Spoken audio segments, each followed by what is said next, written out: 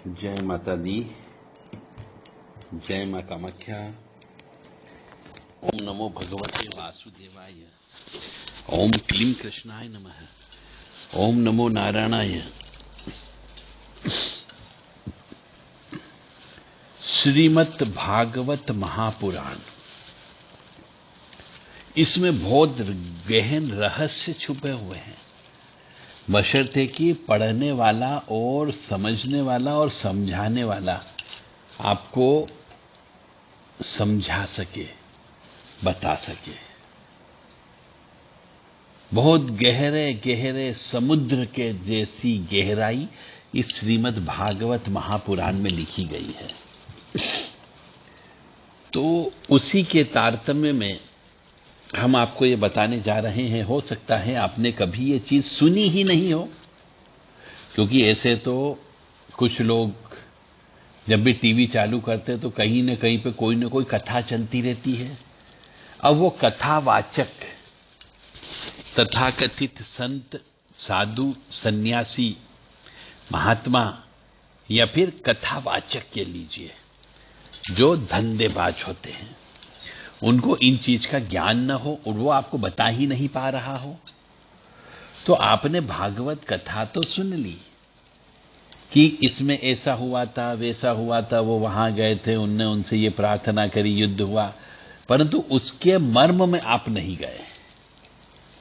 तो आपको उसका मर्म समझना चाहिए। तो वास्तव में श्रीमद् भागवत महापुराण समझने वाली बात है, और मर्म समझने के साथ साथ उसको अपनी जिंदगी में उतारा जाए, तब तो आपको श्रीमद् भागवत महापुराण का लाभ मिलेगा, अन्यथा लाभ नहीं मिलेगा। तो श्रीमद् भागवत पुराण में सप्तम स्कंद के 7वें अध्याय में प्रहलाद जी अपने मित्रों को परमात्मा का साक्षात्कार करवाने वाला उपदेश देते हुए कहते हैं। अब क्या आ गया इसमें कि प्रहलाद जी ने अपने मित्रों को परमात्मा से कैसे मिला जाए। बहुत से लोग कहते हैं कि हमें ऐसी साधना करनी कि हम भगवान से मिल सकें, ऐसी साधना करनी है कि हमें भगवान से मुलाकात हो जाए, हमें प्रत्यक्षीकरण चाहिए। अरे प्रत्यक्षीकरण आपको मिल तो जाएगा, पर प्रत्यक्षीकरण कैसे होगा, यह मुख्य बात है। तो प्रत्यक्षीकरण एक दिन में तो प्रत्यक्षीकरण नहीं होना है, प्रत्यक्षीकरण के लिए समय लगता है।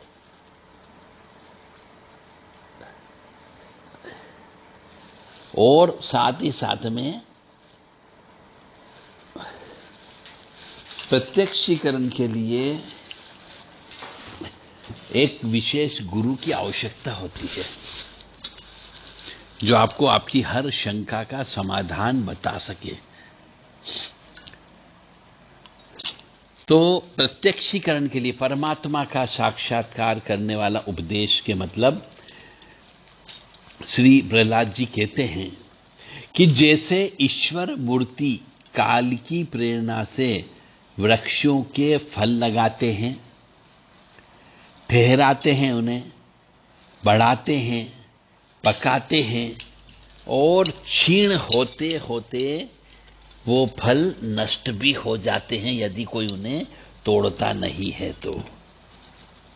वैसे ही जन्म जब होता है तो जन्म के अस्तित्व की अनुभूति होती है, धीरे धीरे वह व्यक्ति वृद्धि करता है, परिणाम आते हैं, क्षय होता है और उसका भी विनाश हो जाता है।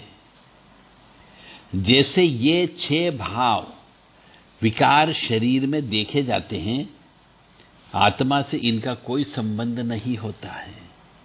आत्मा तो अजर है, अमर है, परंतु आपको ये चीज जैसे जन्म, अस्तित्व की अनुभूति, तीसरा वृद्धि, चौथा परिणाम, पांचवा क्षय और आखिरी छठा जो है विनाश, ये 6 भाव विकार जो है ये शरीर के अंदर विद्यमान होते हैं। इनका आत्मा से कोई संबंध नहीं होता। आत्मा अजर है, अमर है। आत्मा नित्य है, अविनाशी है, शुद्ध है, एक है, क्षेत्रज्ञ है, आश्रय है, निर्विकार है, स्वयं प्रकाशमान है, सबका कारण है, व्यापक है, असंग है तथा आवरण रहित है। आत्मा क्या है? आपने शायद शब्दों का अर्थ समझने का प्रयास करिएगा कि आत्मा अविनाशी है, वो कभी नाश नहीं होता है, अजर है, अमर है। तो आत्मा नित्य है, आत्मा अविनाशी, आत्मा शुद्ध है, एक है, क्षेत्रज्ञ है, और आत्मा आश्रय है, आत्मा निर्विकार है, उसका कोई आकार नहीं है, वो चाहे जिसमें प्रवेश कर सकती है। तो आत्मा स्वयं प्रकाशमान है, क्योंकि वो परम पिता परमात्मा का अंश है, सबका कारण है, व्यापक है, असंग है तथा आवरण रहित है, उसके ऊपर कोई आवरण नहीं है। ये 12 चीज जो मैंने बोली आत्मा के लक्षण है। इनके द्वारा आत्म तत्व को जानने वाले पुरुष को चाहिए कि शरीर इत्यादि में अज्ञान के कारण जो मैं और मेरे का झूठा भाव रहा है उसे छोड़ देना चाहिए।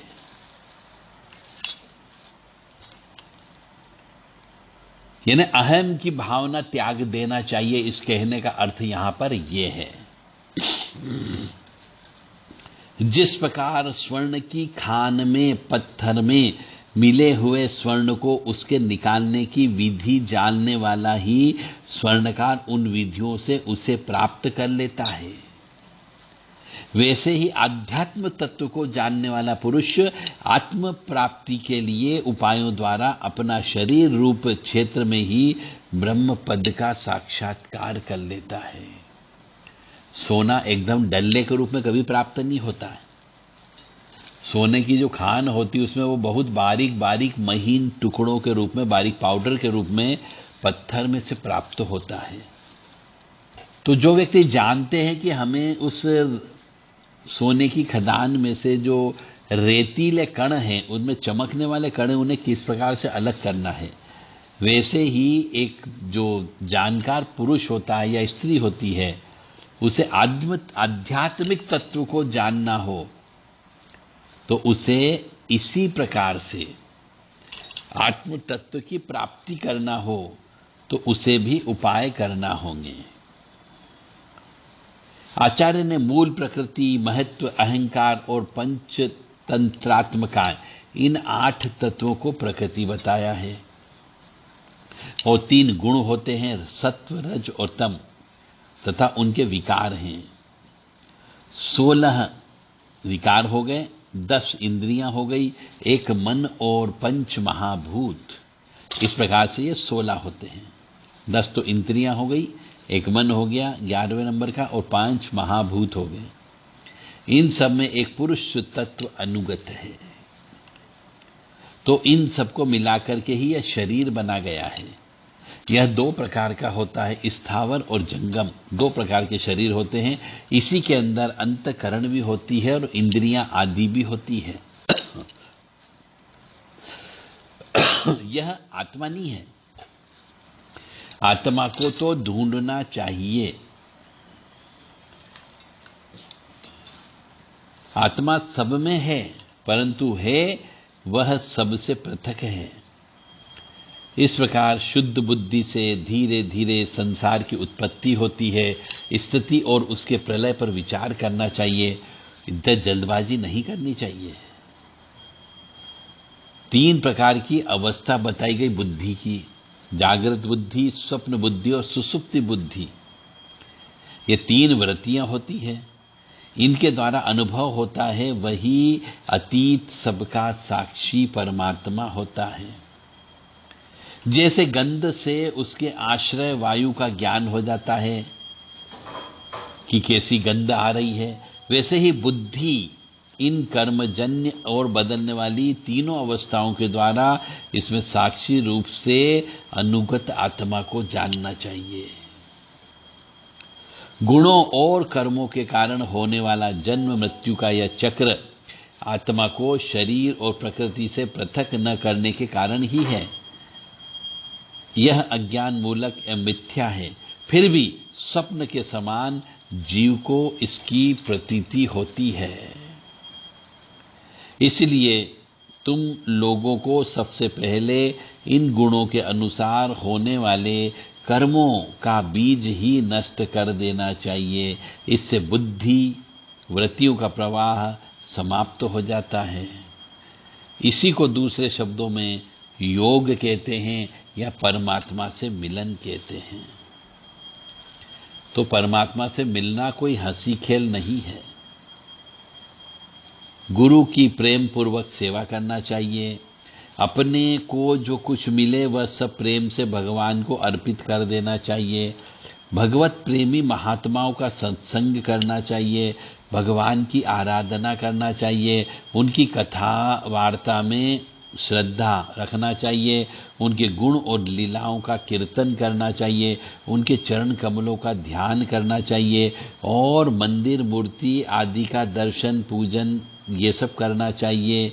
इससे प्रेम हो जाता है।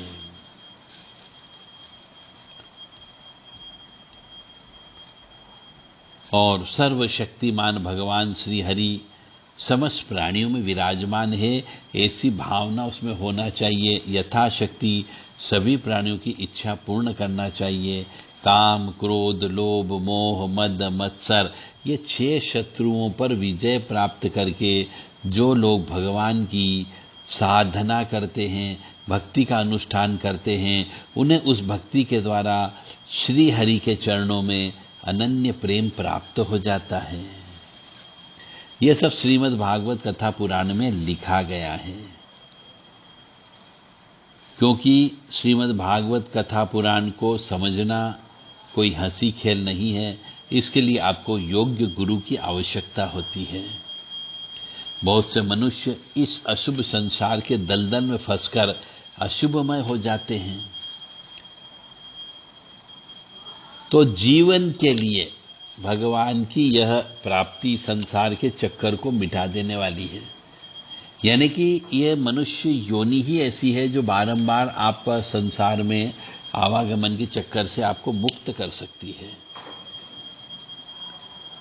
तो आप भगवान की शरणागत जाएं, भगवान में रहें और श्रीमद् भागवत कथा पुराण को कम से कम 6-7 बार अपने जीवन में पढ़ें, तो शायद आपको समझ में आएगा कि वास्तव में श्रीमद् भागवत महापुराण क्या है। जय माता दी, जय मां कामाख्या।